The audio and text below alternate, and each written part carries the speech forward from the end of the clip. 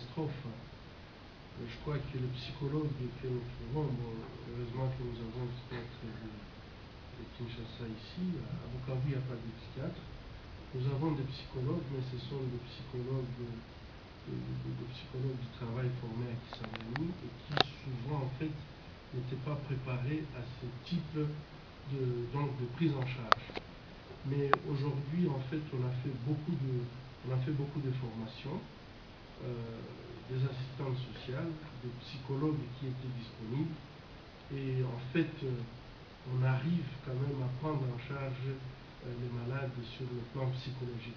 Je dois dire qu'il y a beaucoup d'interventions chirurgicales que vous ne pouvez même pas mener, puisque aujourd'hui on n'a pas parlé de la prise en charge, mais la prise en charge commence toujours par une prise en charge psychologique, puisque souvent en fait quand les malades nous arrivent à l'hôpital, il y a des malades que vraiment vous ne pouvez pas commencer à opérer. On a vu au début, peut-être par une expérience, nous n'étions pas préparés à ça. Vous opérez une patiente, mais après elle refuse de manger, elle refuse de boire, elle refuse tout, puisqu'elle pense qu'on a touché profondément sa dignité et que la vie ne servait à rien. Et donc, ça posait des problèmes. Aujourd'hui, nous avons une prise en charge psychologique qui fonctionne. Nous faisons toujours un appel aux compatriotes de la diaspora. Si vous avez des capacités, j'ai très bien dit que en fait chacun peut faire quelque chose. Et parfois c'est un peu regrettable de trouver que lorsqu'il y a des gens qui viennent nous donner, nous prêter main forte, il y a très peu de compatriotes qui viennent. Il y a des Belges, il y a des Français, des médecins sans vacances, etc. Mais je fais un appel à tous les compatriotes. Je crois que si vous venez, si vous touchez du doigt la réalité, si vous observez ce qui se passe, peut-être votre réaction sera tout à fait différente de ce qu'elle pouvait être. Et je suis sûr que le Congo a des ressources humaines. Nous avons des capacités. C'est une question de nous mobiliser pour faire changer les choses également chez nous. Il y a des compétences, je ne doute pas. Mais parfois on a peur, on exagère. Enfin, on ne trouve pas cette possibilité de changer les choses. En ce qui concerne, en fait, je vis là manque de réaction du gouvernement congolais par rapport à l'attaque que j'ai subie. Je suis un citoyen congolais. Si vous aviez suivi, j'ai demandé à ce que je puisse avoir la protection du gouvernement congolais comme tout citoyen congolais. Et je crois que lorsqu'il y a une histoire de meurtre, normalement, c'est une procédure qui est plutôt judiciaire, qui doit être engagée. Et à mon avis, ce qui s'est passé chez moi, celui qui doit me dire ce qui s'était passé, qui doit se porter partie civile, c'est le procureur de la République. J'attends, quand il y aura un procès, vous le saurez. Est-ce que le gouvernement congolais vraiment veut s'en sortir? Bon, je ne vais pas répondre à cette contournage. Je crois, j'ai déjà dit que j'ai été toujours surpris de voir ce qui se passe à l'est de la République démocratique du Congo. Et là, je retourne à mon sujet.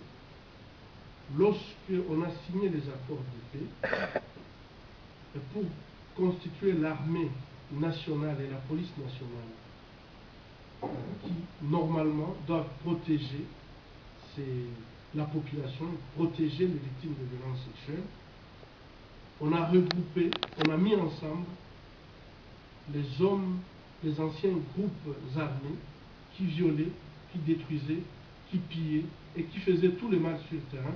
C'est eux qu'on a regroupés ensemble et c'est eux qu'on a appelé en fait notre nouvelle armée pour nous protéger. J'ai toujours protesté puisque je trouve que vous ne pouvez pas demander au bourreau d'hier d'être le protecteur d'aujourd'hui. Il y a une autre façon de faire qu'on pouvait faire pour avoir une armée qui peut vraiment protéger. Et je crois qu'il fallait procéder par le vetting. Notre commission Vérité et Réconciliation n'a jamais fonctionné. Donc aujourd'hui, on a beaucoup d'orphelins, on a beaucoup de veuves qui ne savent pas et qui ne comprennent pas pourquoi les leurs ont été abattus comme des chiens devant eux. Et je pense que si on ne respecte pas toute la procédure pour pouvoir faire une armée qui peut protéger, une armée qui peut prendre la responsabilité, je crois qu'à la fin, il ne faut pas être étonné de ce que nous vivons. Je crois qu'on ne doit pas revenir autour du pot. La vérité est que aujourd'hui, déjà, à l'hôpital de Panzi, les femmes refusent que nous y amenons des militaires, rien que pour faire leur sécurité, puisqu'elles n'ont pas confiance. Et si les vulnérables comme les femmes victimes de viols et de violences sexuelles ont peur de ce type de soldats, je crois que ça dit tout. Y a-t-il une stratégie de repeuplement?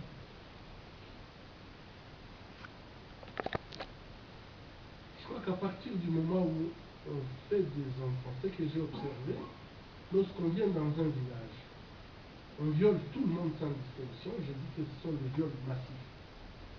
Mais souvent, les plus jeunes, on les amène en esclavage sexuel. Je ne sais pas par quel mécanisme, mais on les retrouve, ces jeunes femmes, après, à l'hôpital des Panzi pour accoucher. Mais elles font des enfants. Ces enfants-là, ça va de soi, la communauté les refuse, puisque, malheureusement, les pauvres innocents. Et aujourd'hui, nous sommes en train même d'entreprendre une procédure pour dire, écoutez, il faut bien que ces enfants soient enregistrés quelque part. Puisque, à l'état civil, nous ne sommes même pas enregistrés. Nous ne sommes pas enregistrés. Ça pose un problème. Moi, je pense qu'on ne peut pas être...